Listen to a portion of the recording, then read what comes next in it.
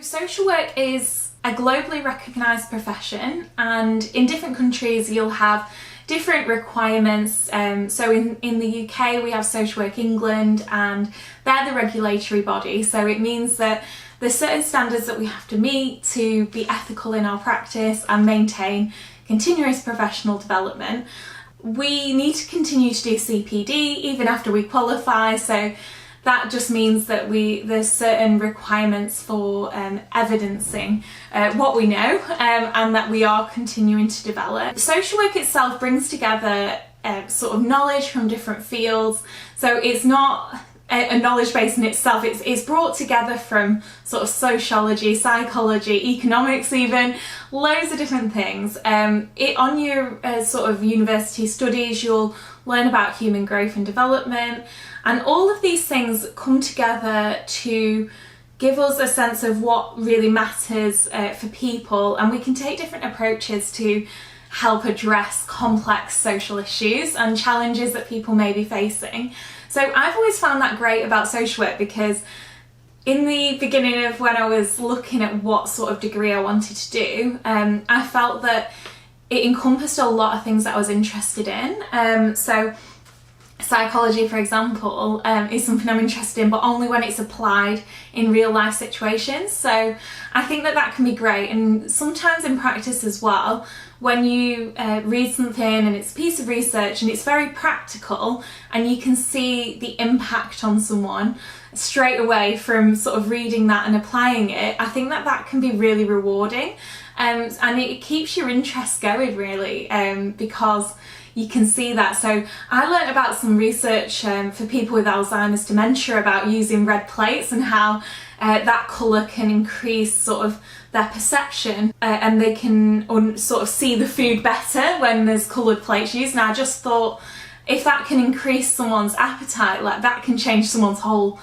life situation. It had a massive impact just knowing that piece of information that you can pass on to families. And it's about being careful not to sound like you're an expert on any one particular thing that maybe you're not trained in. So for example, you can take from counselling techniques, and we often talk about person-centred approaches, but you can't profess to know everything about the subject like someone who's studied counselling for years and years, but you can draw upon it to really impact people in a positive way.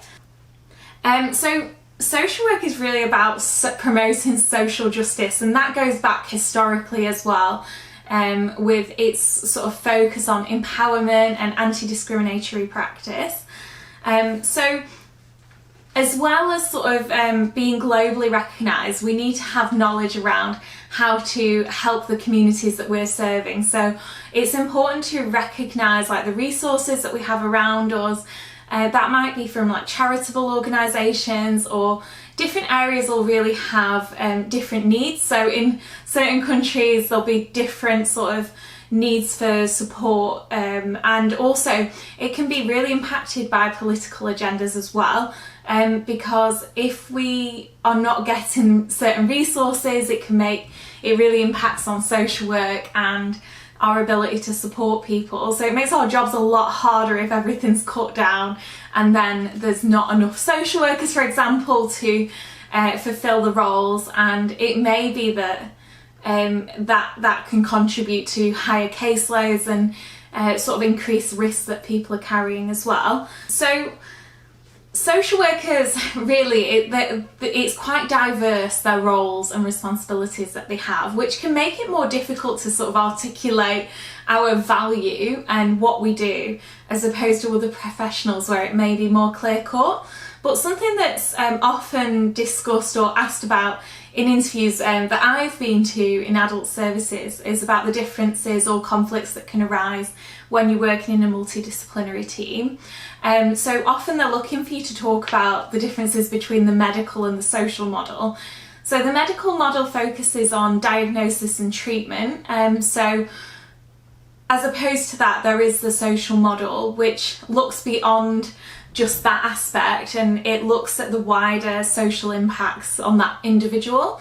So that may be sort of looking at the person's barriers that may be impacting them. So for someone with disabilities, if they're not able to access a building, it's not just because of their diagnosis, it's because society's set up in a way that is excluding them.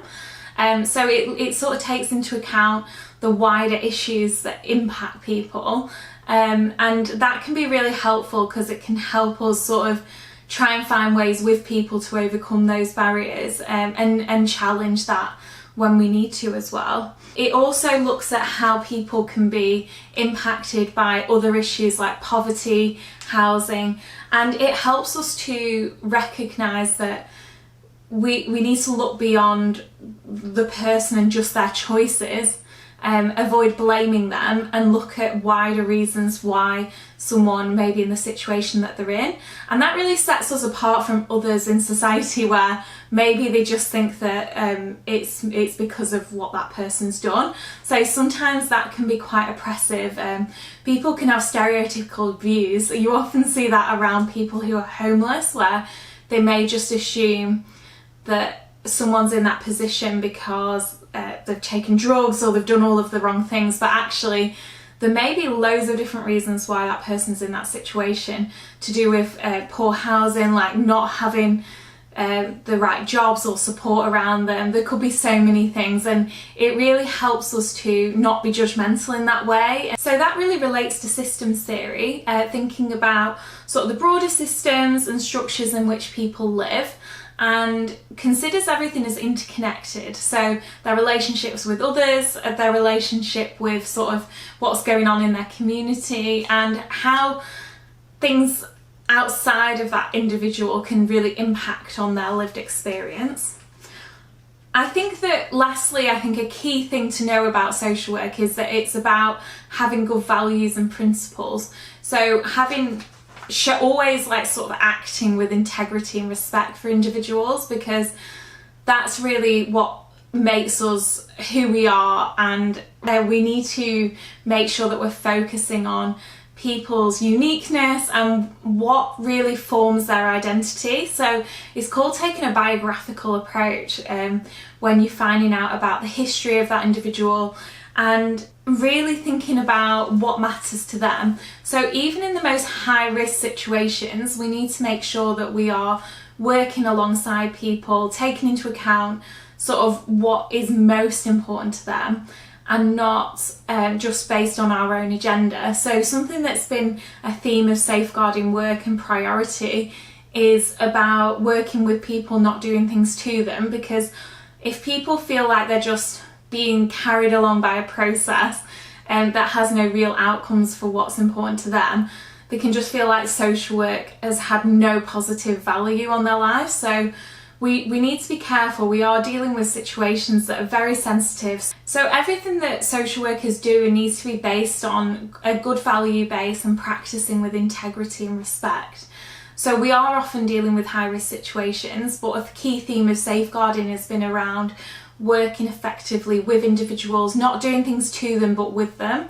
And even in the highest risk situations, that's what we need to do. We need to work collaboratively, and the way that we actually will achieve positive outcomes and lasting changes by making sure that we're helping people to take control over their own lives.